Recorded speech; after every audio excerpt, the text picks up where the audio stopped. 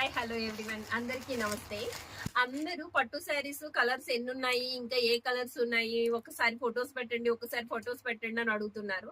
ప్రత్యేకించి ప్రతిదీ పళ్ళు బ్లౌజ్ ఇలా ఏం కాదు, కానీ కలర్స్ ఏమున్నాయో నేను మీకు వీడియోలో అయితే పెడతాను. ఎందుకంటే ఒక 10-20 శారీస్ నిన్న వచ్చాయి, వాటిని ఇట్లో మిక్స్ చేసేసాను నేను. ఓల్డ్ శారీస్ లో, అంటే ఓల్డ్ అంటే కాదు, మొన్న వచ్చినట్లో స్టాక్ లో మిక్స్ చేసేసాను.